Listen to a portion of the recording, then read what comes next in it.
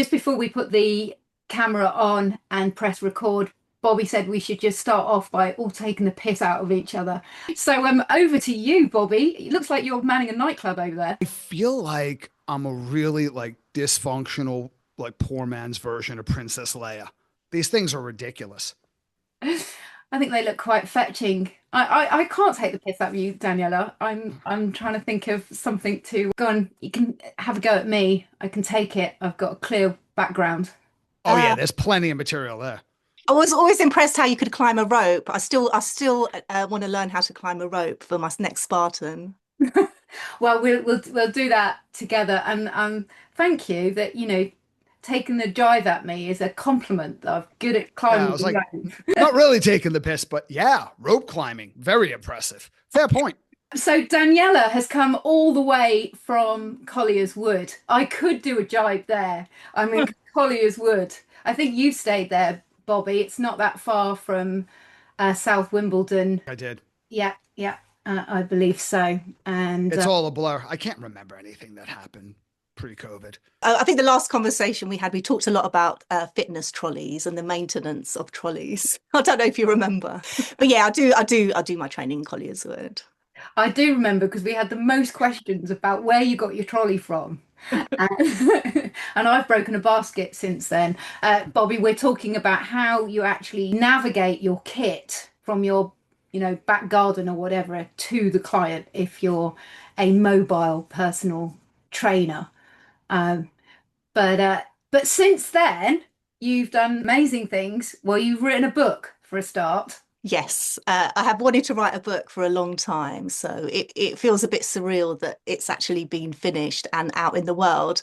And this might sound a little bit strange because when you're kind of working on a project all by yourself for a really long time, I think I didn't actually think ahead that people might actually read it. I kind of so that's been really interesting and sort of get really good feedback, which has been great as well. When you said you didn't think that actually anybody would read it. I just don't think I thought, I don't know, I was just kind of so focused. So the last 6 months in December, I got a deadline, and that was always part of the problem. I didn't really have a deadline. So it kind of sort of drifted and drifted. And last December, I thought, right, we're going to publish this book on the 27th of June, 2025. So it gave me like a solid 6 months. And in that 6 months, so much work was done because I was so focused. And I was just so focused on kind of finishing the book because I was sort of self-publishing. I was doing everything myself, really. And then once I kind of got to that day, I just don't think I was able to look ahead because I was just so focused on the actual project. And then something interesting did happen that a few weeks after the book launched, I just ran out of energy. I think I've been pushing myself so hard that I just had like a physical and an emotional kind of drop. And then it took me a few weeks to kind of just get back on track. And I really had to start honoring my energy levels and my body. And so I kind of neglected a lot of my sort of self-care habits. But I'm sort of back now. And then I kind of ran out of steam, but the book was out in the world and then I had no energy to promote it. But I'm back. You were like, so what have you been up to? And I was thinking in my head, oh yeah, I successfully completed an intermittent fast. And then she's like, well, I wrote a book. It's like, oh yeah, okay. So not a big accomplishment with the fast at all. Something you said like caught my attention with you weren't sure like if people were going to read it. When you made the decision to start out writing a book, what was the main motivation? Did it start with the benefit for other people, or was it something you needed to do for yourself? If that question makes sense. Yeah, I think actually there's a little bit of both. It was quite therapeutic and it felt quite cathartic actually writing the book myself. But the aim was because the book's called Not My Shame, and it was the reason I actually wrote the book was to help, potentially help someone that might be kind of stuck in the shame. Because my book's about overcoming kind of childhood trauma. And it was just my kind of offering to the world just to kind of just say it's not my shame. So, the intention was obviously for people to read it as well. But I think part of it was almost like my own, I don't know, it definitely helped me on my own healing journey, actually writing the book. So my childhood was filled with interesting incidents. Shame. Like what I noticed you didn't say is like, you know, how to overcome the adversity of childhood trauma. It's specifically around shame. Could you talk about that a little bit? Like why shame with something that happens to you that you could not have possibly avoided? I guess, I mean, it's just taken me like a really long time to kind of realize that it wasn't my shame. And I was really terrified, that someone might like find out. I sort of kept this secret like for many, many years and sort of didn't sort of tell anyone. And I kind of hoped my abuser would just pass away, and it felt like an easy option out, and then I wouldn't have to like do anything. So yeah, it's just been like a really difficult journey. Just that, I don't know, kind of feeling that if anyone ever found out, they would think that something is fundamentally wrong with me. Like I realize now that that's not the case, but when I look back, I was just really stuck in that whole kind of place, and also trying to sort of protect, rightly or wrongly, my family. So there's a lot there. What happened once you realized that, you know what, I can talk about this? What was that experience like? It was a real relief, and I think my healing only really began when I told my husband, and that was only back in like 2021. So this is all kind of quite recent, and he had that like a really clear like this is so wrong. And I think before that I'd never kind of experienced that kind of reaction. I mean, it was a very much like, what the F, why haven't you done anything? I think he was just such a clear like this is so wrong, which I'd never kind of experienced before. And then I think I was then slowly began to kind of realize that all this that I'd been holding on to wasn't mine to kind of hold on to.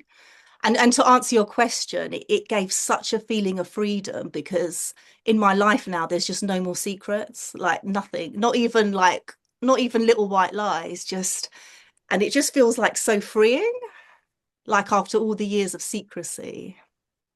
Well, so all of this pain and suffering can be mitigated by kind of expressing it.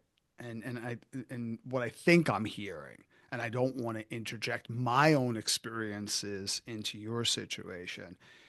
It's almost like you're able to not just reconcile it, but understand it by expressing it. Yeah, no, yeah, I'd agree with that as well. One of the things that I heard you say there was being stuck, and also that for you, writing the book gave that opportunity to help anybody else that might be stuck in that situation. So that really gave you the, sorry, my dog's just trying to get in at the same time. There's always a Always, little Lola trying to get in through the door. always. Noticing that it helped you get unstuck, and you said that it was quite cathartic for you actually writing it, and that you weren't sure that anybody was going to read it, but that hope that if somebody else was stuck in that situation, that it might open some doors for them. Have you had any reach out to you that this has influenced them? Yeah, that's what's been really amazing, actually, like the messages that I have received saying, thank you for writing the book. And even if, people obviously experience kind of different traumas in their life, but people could kind of relate to my story, even though their stories were so different, which was really interesting. And even people that had, I don't know, I think they could just kind of, because the themes also themes of kind of low self-esteem and, lack of assertiveness. So even if people hadn't had a particularly traumatic childhood, they could also relate to what I was writing about, in the terms of that kind of low confidence, that, the kind of people pleasing behaviors. So that was really interesting, because people that weren't necessarily like my target audience, but also finding benefit in the book. But yeah, it's just lovely when you sort of hear, oh, that your book really helped me, and you're like, wow, it kind of, makes it worth it. It was interesting. I was reading a little part of it where you talked about going home to your going to see your mum after the court case. You're gonna make me cry. Sorry. God. Are you okay? Yeah, no, I'm okay. And for me, that was a really poignant moment, because that must have been so hard when she slammed the door in your face. And the power of your words when you said to her, it's not our shame, and your change from, you said how, and again, just correct me if I'm getting this wrong, but you said that from being angry with her, you suddenly felt for her in that situation.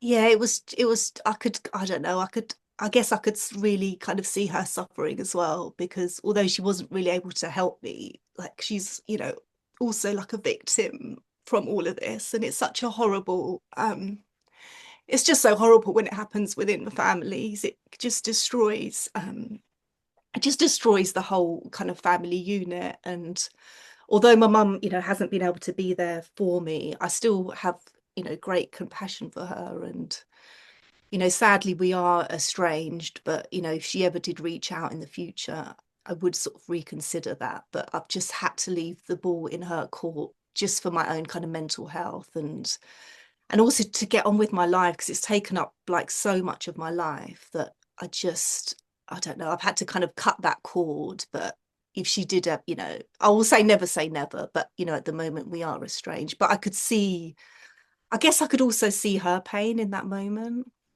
Mm. A lot of times when people hear about stories that didn't happen to them, it's another person. And I'm saying a lot of times because I've experienced this personally. They have very strong feelings about retribution. Like, I can never forgive somebody if I was in that situation. For me, I felt like my adopted mother, I had more anger towards her. And I mean, she committed a lot of the things that I experienced, but it was more, you allowed this to happen. And it was very hard. It was harder for me to forgive her than my stepbrothers, my stepfather. But finally, I came around to say, okay, what is it like to be her? Like, what is she going through? And she's trying very hard. And when I forgave her and we became kind of a weird dysfunctional family unit, but family unit nonetheless, I think it lessened a lot of the pain I was carrying. What would you say to someone who is struggling with forgiveness, and rightfully so? How does forgiveness benefit the victim? I think I was sort of holding on to it all so strongly, and the only person that I was hurting was myself. And what you said about being able to see the other person's point of view definitely helped as well. But I found by being able to kind of let go and forgive, that it gave me that freedom to start really letting it go, because all that time you're kind of holding on to it, you're kind of stuck. You're stuck in that unforgiveness. And um I think it's definitely more for you, if and it's not easy when people have hurt you like so badly. Mm-hmm. Yeah. Obviously it's not, oh yeah, let's forgive and move on. But Mm-hmm. um if you are somehow able to, I think it's a gift to yourself. Would you say that it was it almost puts the power back into you? Yes, no, no, definitely, Joe, it does. Because yeah, you just kind of give your power away to the past, and it's really to kind of reclaim. And I think also writing the book was part of that, reclaiming my life, and yeah, kind of moving on. But I think, yeah, definitely. Because there are certain things that you can control and there's things that you can't. And you have that, you're the only person who has that ability to be able to forgive. But yeah, it's not easy. But I think definitely something, yeah, something to kind of work through. I think it's really important. One of the things I wanted to ask is when I came to your launch of the book and you had such a great community of people around you supporting you, which was lovely. And you talked about a moment that I think was a gentleman that you met at your class that you spoke to him at the end of the class. I wondered if you could share that, because it was, you really lit up when you were talking about that. Yeah, it was meeting Simon, who's become a really good friend. I just covered a yoga class, and we started chatting after the class, where you're kind of putting mats away. And, we're sort of chatting away some of the books that we'd both read. And then he just said, I was sexually abused as a child. And he just kind of said it like someone would say, I don't know, I really enjoyed your class. But I was really taken aback the way he said it without kind of any shame. And at that point, I hadn't really told that many people. And in that moment, I kind of just went with my gut instinct, and I sort of, he felt like someone I could kind of trust. And I said, oh, yeah, basically like me too. Um, and he's been such a guide, I guess, in the sense of what does it look like to own this story without it feeling so icky and horrible. So he's definitely, yeah, been like my sort of guide, maybe someone that's a little bit further along the kind of journey that I've been able to sort of model. And we both actually, we do a little group called Survivor Steps up on Wimbledon Common, where and it's kind of a mixed group for survivors, and we just kind of go for a walk and a talk. So it feels like, I don't know, he's been a real sort of friend and a gift, really, and someone that we can kind of, I don't know, must make some sort of something out of this pain for the greater good, I guess. Well, this sounds awful coming out of this scenario, but I I pain over an Instagram post. So the thought of actually write a book, I'm just like absolute respect to you for putting that together. But all I can imagine is your transformation through that start. And I remember you coming to meet me for a coffee, and you'd got your notebook and you were scribbling down different ideas and stuff like that. What were the biggest changes in your writing style, in your, was there a moment that you suddenly went, wow, someone will read this? Sorry, Joe, can you just repeat the question? Yeah, sorry, I rambled into that. So the question is, what sort of things change for you, that you can pick out from starting that book and afterwards? I think also part of the problem was because because a lot of people didn't actually know what had happened to me. So I'll be going, oh yeah, I'm writing a book, and they're like, what's the book about? And I was like, oh yeah, it's about confidence, it's about assertiveness, the book's about self-esteem. But it took a really long time to actually be able to say, oh, the book's about kind of overcoming, childhood sexual abuse or childhood trauma. And I remember writing a blog post, and then my friend said, oh, are you going to share it like on your Facebook?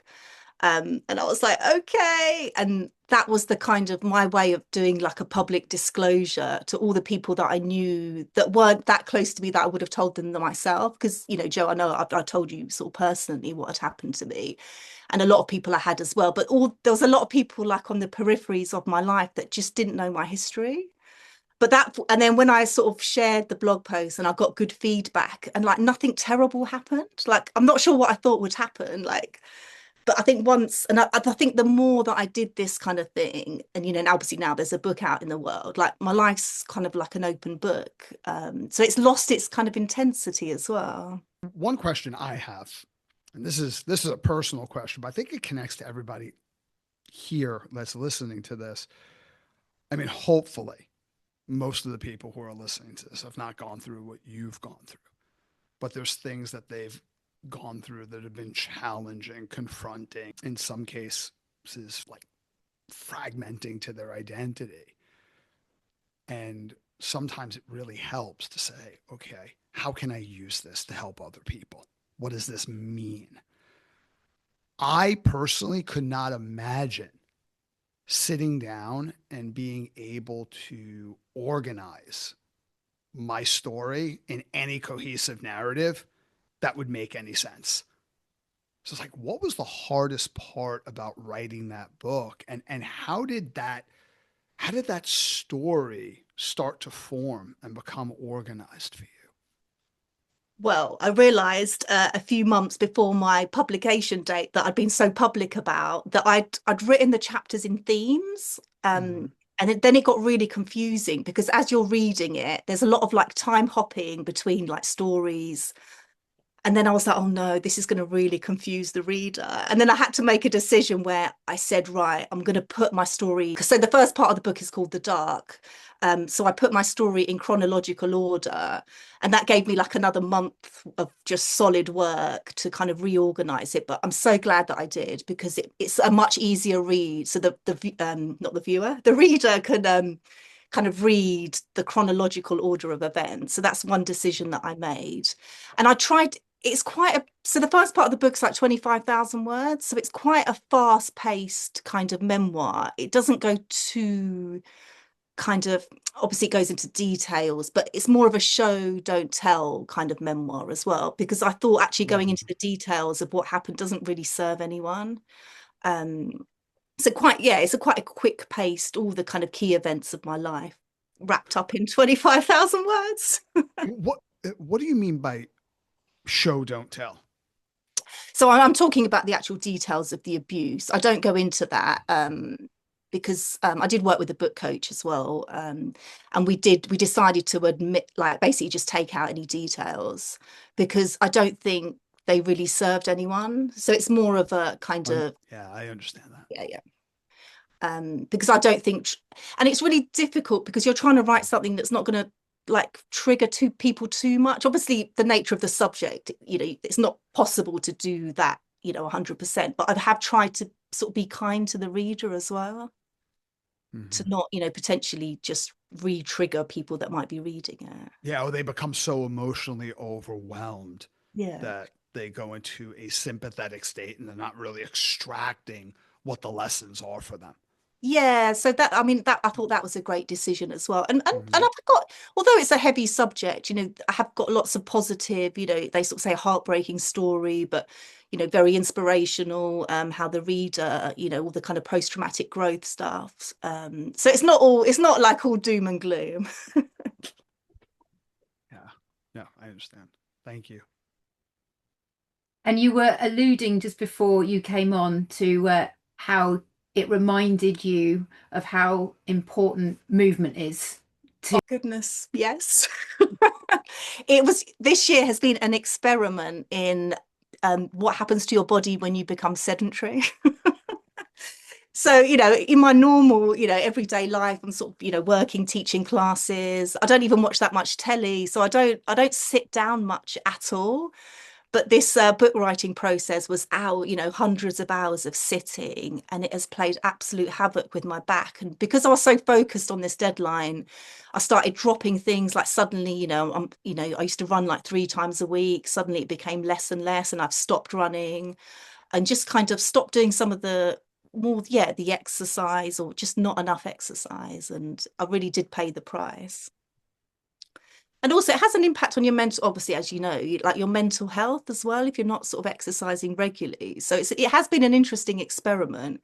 And what's great now, I've had physio, like my back's better, I'm back to running, I'm back to movement, and like I just feel so much better back in the physical body. Do you think that had anything to do with because so when you were writing the book, you talked about it being cathartic and you talked about how just sharing that story released this pressure. And that obviously we are dynamic systems, everything will influence us getting that message out.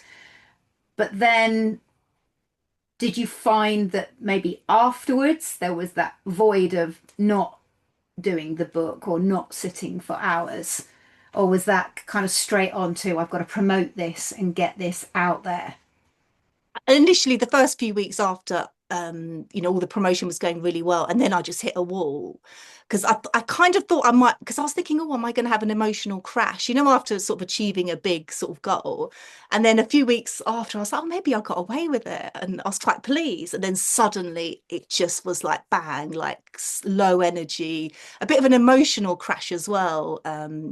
Just and because I did so much of it myself as well, like the kind of I did the formatting all myself. which took weeks as well. But I think it was also just almost like rereading the same words, like rereading your story. And it's kind of got to the point where I just really want this project to be finished because I don't want to keep looking at these words. And although I try to distance myself emotionally from it, it is my story. So so it's kind of almost like reliving, things that happened a long time ago. You also mentioned that you put a deadline to it.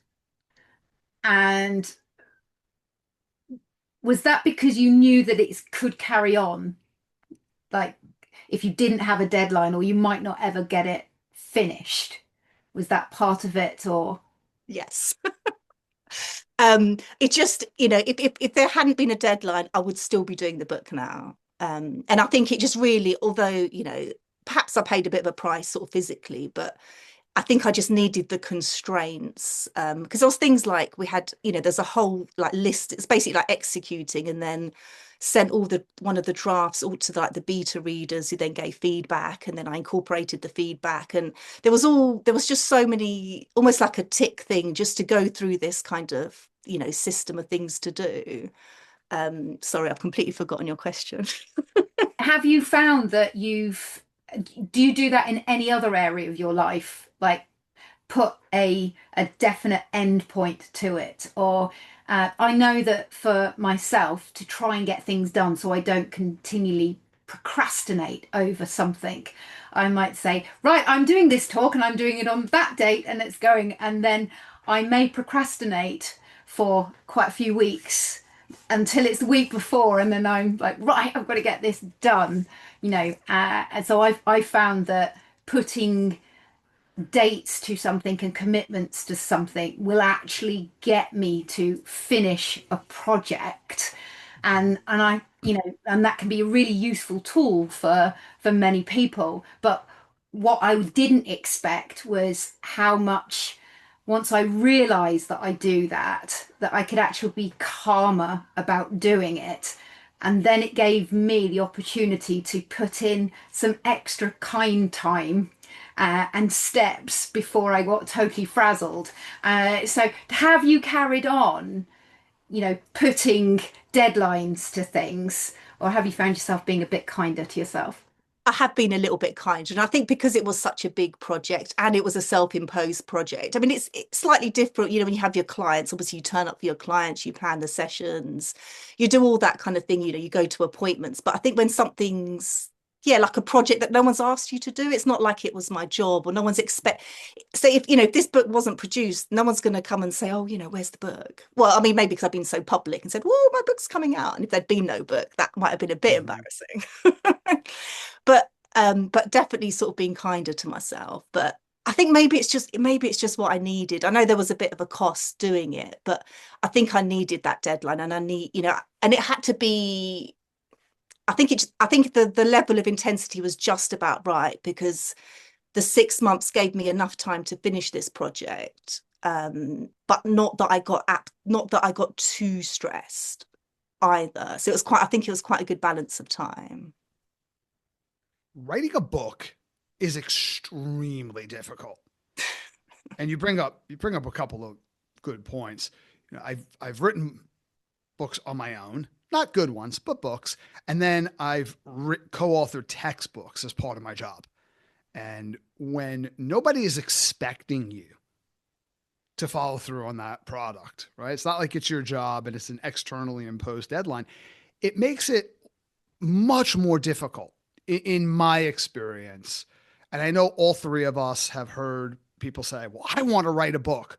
Or the person who's perpetually writing a book, they started writing it 15 years ago. They're still writing the book, but no deadline in sight. And that's understandable. For anyone who's thinking about writing a book, which I'm sure they're out there listening to this right now, what do you need to know? What do you need to be honest with yourself about? And what questions do you need to have answered? I know that's a multi-layered question, but What's the what do first? what Sorry, do I Bobby. need to First part of the question? what do I need to know? What do I need to be prepared for in reality before I say I want to write a book? Okay, going back, if I could, And I think if I ever wrote another book, it would be, it would be easier because I've been up the mountain. I would have a clear map. Because part of the problem was, and that's why I got myself into trouble a few months before the publication date, because it all got a little bit confusing and then I put it into chronological order. But I think if I'd had a really detailed outline of all the things I wanted to include, all the stories and all the lessons potentially, I know that that could potentially change as well, but the clearer that you can have that guide at the beginning, I think definitely helps. And to realize that when you go up a mountain, it's higher than you think. Yep. And are you willing to pay the price?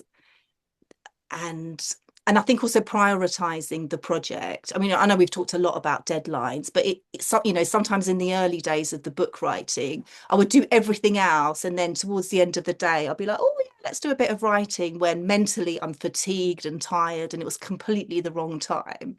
So if you're able to like bump it up to, that top priority, like this is, my top priority goal, let's work on this right at the beginning of the day, or, whenever's appropriate to people, depending on their circumstance. That is really important, because the advice I have heard is like, get it done, like stay up to 2 o'clock in the morning and just grind. It's like, yeah, but you better be prepared to write drunk and edit sober, because whatever you come up with is going to be complete shit.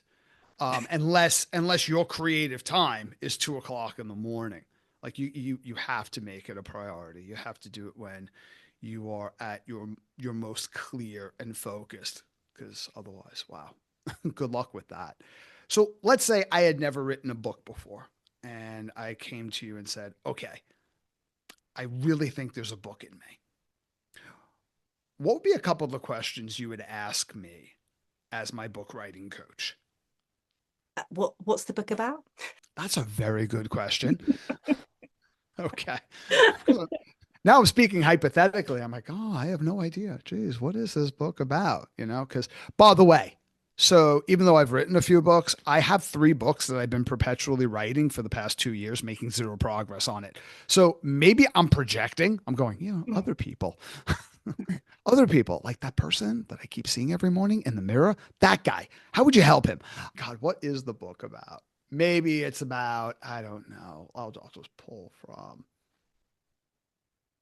It's about how well-being practices can elevate your engagement in things that are most important to you.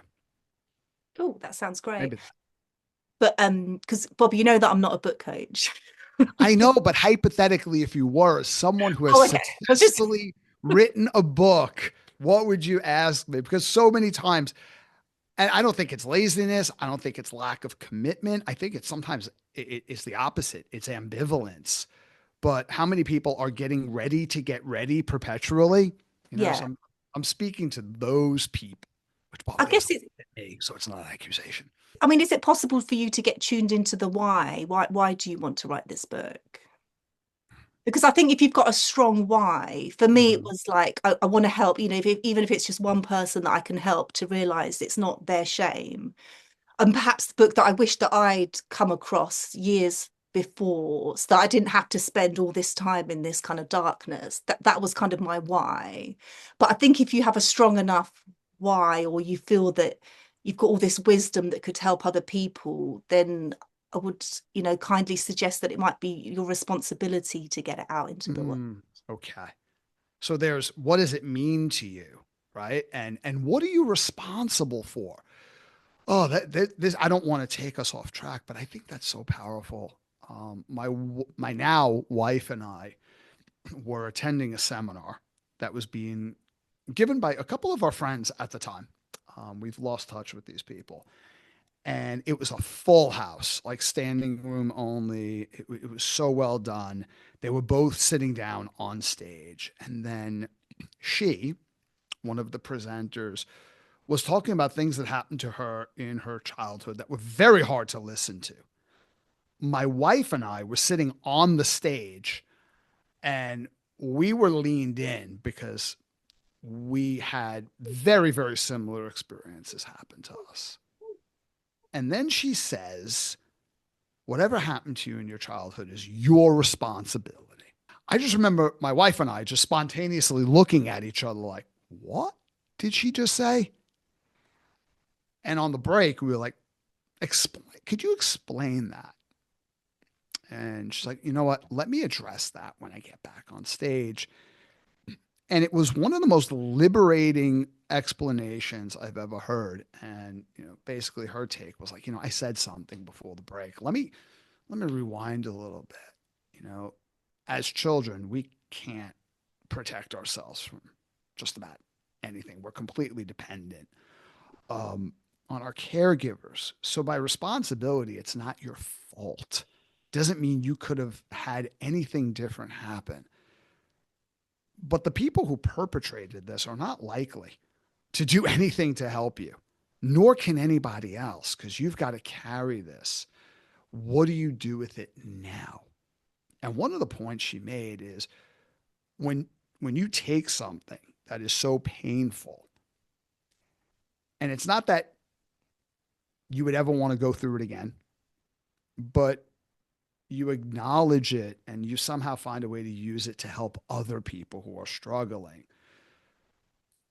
Sometimes taking that level of responsibility is a critical step in healing. I thought, oh, wow. So why? What is the meaning of this book? And it's your responsibility to almost take something that has happened to you and use it to help someone else. And that's hard. And to some people that might sound harsh, but being on the other end of that, I think what you're saying and what I've experienced, it could be one of the most liberating and healing courses of action to take. I think that is so powerful. I wasn't expecting that, but that's powerful. But I do, I completely agree with you, because there was always this feeling of, I really want to do something with this pain. And it was interesting because, for a lot of times where I was writing the book, but not really writing the book, there was this nagging, there was almost like this nagging sort of voice going, write the book, kind of whispering. And I tried to ignore that call, but I knew deep down that this was something that I really wanted to, and almost, that kind of responsibility to do, because sadly this has happened to like so many people, and it's because it's not really talked about, and it's the shame associated with it, and the underreporting of all the abuse, and it's just so sad that it's sort of happened to so many people. But this is my attempt to kind of shine a light on it and just kind of say, it's not my shame, it's not our shame, but to make something out of this pain to help others. And I think you are right. And I think that's what's helped me heal as well. I'm going through a weird transition in my life right now. I'm not just talking about being bald. I'm totally fine with that. Come to terms with it.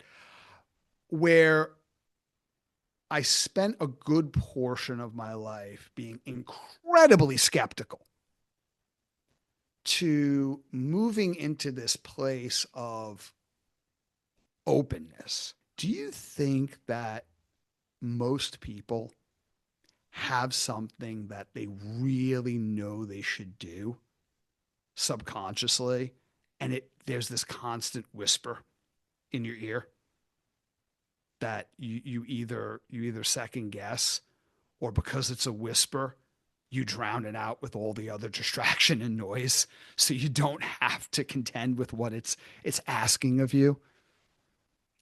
I mean, do I think everyone has that? Is that what you mean? Or a lot of people? I think I do. I think so. But it's easy to ignore it, because as you said, it's not that loud, and you do all the distraction stuff, but it's always still there in like the quiet moments, or when you allow yourself that quiet time, it might kind of whisper to you. And I knew, I don't know, I had this kind of felt sense, just write this book, you'll help people. And but then also not doing that it did cause kind of like low level sort of depression as well, if I'm honest, because it was that feeling of like, you're not really doing the thing you're meant to be doing, without getting kind of too woo woo on you. But that was kind of my felt sense. Mm-hmm. No, I'm kind of within limits. Don't get me wrong. within limits. I'm open to just the slightest bit of woo woo. More than that, I'm like, oh, for fuck's sakes. But like, there's a little bit of woo woo that I think is helpful. Where you said there's this low level of depression, and not to put words into your mouth, but from my own experience, I think there's also this level of anxiety in you when there's something that is for you that only you can do. You know you should be doing it. There's a whisper telling you exactly what it is, and you're ignoring it, and it feels like you're so divided. It's almost like when you think something bad is going to happen, or there's going to be a consequence, and then you confront that thing, and not only did that not happen, but something good came out of it, and you're like, whew, like that exam you thought you were going to absolutely stuff up, and then you actually did quite well. It's that feeling. I think that's that feeling you get when you're in alignment with that whisper. Yeah, I feel like I'm getting very woo. I'm just looking at Joe's face. She's like, what is he going on about? Like, yeah, I've switched coffee brands, and it's really doing weird things to me. I think, I sorry, sorry, go. um, no, I mean, from what you're saying as well, like, first of all, I'm the only person who's not written a book other than a education form of book here, so I'm feeling very left out. It's a book. Oh no, but everyone has a midlife crisis at 40, and I'm way past that, and needs to write a book. I know that I keep saying that Shane, I've had stuff in my family, and I was like, do I say any of this when we're on here? If ever my mum, listens to it and all that sort of stuff, and just things that we found out about our past. And it made me realize more than ever what my mum's going through reading your book. And a completely different topic, but that really resonated with me. And you do talk about some of your, the different ways in which you've grown with confidence, the breathing techniques and different things that have worked for you. So call back to anything that people find in their lives that may help and resonate to cope with whatever is going on in life. And some people might call that woo-woo, and there might be different science over different things. But I think it's also really, really important that whoever you are, what you do, if it's helpful to you, that's a good thing. And my take on from things that I've read is that we are all so different. So if we had hundreds of people that have unfortunately experienced similar things to you both, each one of those people will experience that in a different way, and it will manifest in a different way. And so there isn't a right or wrong. So for you, writing a book has been cathartic and facing your journey in that way, and whatever technique it is. So I guess what I'm saying in that, if for anybody who's listening that might be in that similar situation, there isn't a right or wrong way, and there is different ways in which you can do it. That might be woo-woo, that might be writing a book. Is there any way of getting clarity on the best way for you as a person? Is it just getting to know you yourself, facing the things that help you the best? I think also what in the second half of the book, it was called The Light, where I tried where I didn't want to be too prescriptive, which is for that reason, because we are all so different. So it's a kind of a bit of a guide, the things that I've tried and the things that helped me. That people might be kind of signposted to, oh, I could try that, or I could try that. But you are right, Joe. Like, everyone is so different, and there is no one size fits all kind of model. Just like with exercise as well. And I think that's really important, because it's not, the book is, it wasn't like, oh, well, do my steps, 8 steps to getting over trauma. It's not quite like that. And, we are all so different. But I think what's really helped is to really look after myself and value myself, and the stopping the drinking and all the destructive habits, and just peeling away all the crap and kind of valuing myself. And yeah, just prioritizing my health has really helped to sort of kind of I think if you can get your physical body in a great state, it's a great way to then kind of work on all the mental health stuff as well. Oh my goodness, there's so much there that I don't even know if we have time left. No, I was looking at. Oh, there is so much I just want to dive into, though. I mean, when we think about well-being and you look at all of the data about what drives well-being, yeah, it's all the things that traditionally in the fitness industry we would focus on. Like we're talking about movement, right? And obviously diet and sleep hygiene, but things that show up in the data around well-being that are less talked about. Number one is work satisfaction, right? You wouldn't think that would be it, but it's far higher on that list than even broccoli, weirdly enough. And then, Yeah, it's only 11% of people in the UK are actually engaged at work, according to the Gallup report. and think about, oh, wow, think about that chain reaction of what happens where when the place in your life where you spend the most amount of hours in a day, work, for the vast majority of us, when that is not only dissatisfying, but distressing, all the other areas of well-being that are affected, financial well-being, community well-being. What also is very high up on that list, I'm going somewhere with this, is social well-being. It's the connection between all of us. And I don't, nobody has to do anything, right? If you've had a traumatic experience, what you do with it is very much based on autonomy. But I think when it's like, okay, yes, this is my story, but how do I connect to other people? How do I lift other people up empathetically as a result of what has happened? One, there's meaning in what happened to you, constructive meaning, which changes its impact. Two, it creates bridges rather than shame-based barriers between you and other people. I'm not saying that everything has to be about contribution, but contribution is so transformative and so healing. And you were talking about like the drinking, and I was like, oh my goodness. I remember that when I was sharing regularly with people in a way that was highly vulnerable, I felt most engaged with other people in my life. And then at some point I got into my head, and I don't know how it got there. I have speculations where, oh, that's not appropriate in a working environment. I'm not going to share, and I'm not going to have that level of vulnerability.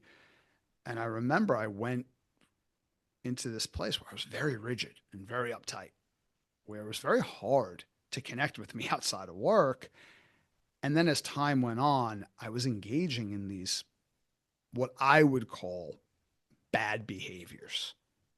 And I didn't realize like what purpose these behaviors were serving. And rather than being called out on these behaviors, I started getting rewarded for them. People like, oh my goodness, finally, Bobby's a little bit fun to hang around and he's not so rigid. So, oh, okay, I get love and support when I do this. But the question I never asked myself until, I couldn't be so busy to distract myself. It's like when COVID hit, it's like, what was I avoiding? Like, what am I avoiding when I engage in things that I might enjoy at the time, but then I'm like, oh, this is not constructive for me? I think that's a powerful question. Like, you talked about drinking. I had other behavioral coping mechanisms. I think for some people that might be a question to ask if there's a divide between what I find myself doing and what I think I should be doing or want to be doing instead. But I do I'm so glad that I left it all behind, because I think also as I got older, the hangovers would last for days.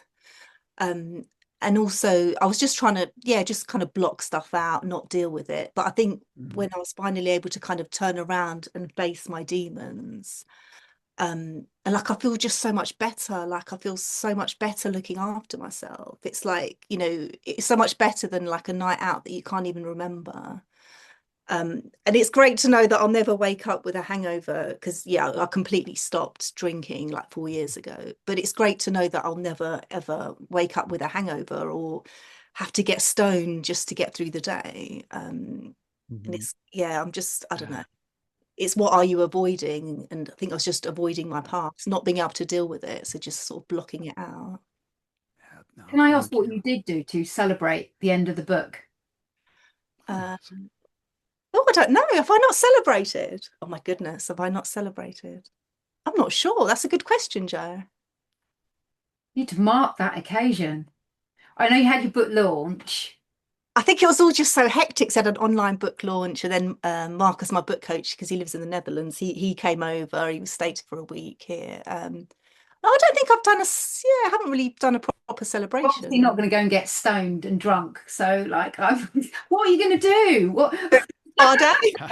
it's like, what's left now? Cake? Like, no, Well, it's interesting I'll because write a book. Get sober. there's one thing I can't give up, and that's my coffee. Because I was looking, and not that I drink that much coffee, but it Don't was give this. that up as well. Because if I gave up coffee, like life wouldn't be worth living. But Oh, yes, I will do something actually. Maybe yes, maybe something by myself, like an indulgent spa day. well, that sounds nice. I can highly recommend the Clarins facial Oh, okay, cool. at Peter Jones. I've never had one before, but I had one recently. And when we talk about experience, that's another topic. But wow, it was amazing. I'm in. I'll bear that in mind. I'm aware that Bobby's got to get to work. He's got a busy day. Um, uh, if you haven't got it handy, I have. This is your book.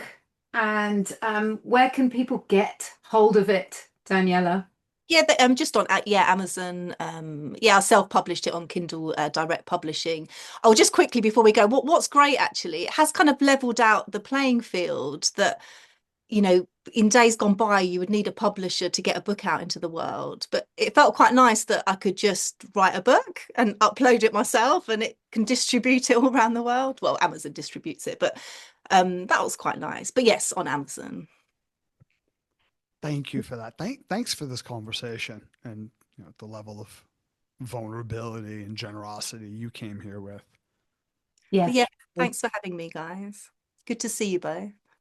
Oh, thank you so much for coming. And I hope we asked all the questions you wanted us to ask. And if not, will you come back and see us again? And let's, Yeah, anytime. we've got a preview of what the next book is going to be. I did well, we'll maybe have a little rest. I thought there was a little idea, maybe the survivor's journey, but we'll see. It won't be. It won't be anytime soon. Oh, I do have a little other project to get the book on audio, which is a whole other thing. But I would like to narrate it myself. But yeah, that's a little bit down the line. That sounds like a great project. Well, I better go and think about talking to ChatGPT and see if I've got a book in me. Or you have, Joe. I want to be reading your book next year, Joe. That's it. It's on. We've set that goal for you. Got a deadline. We're just trying to make it easy for you, externally imposed deadlines. You're welcome.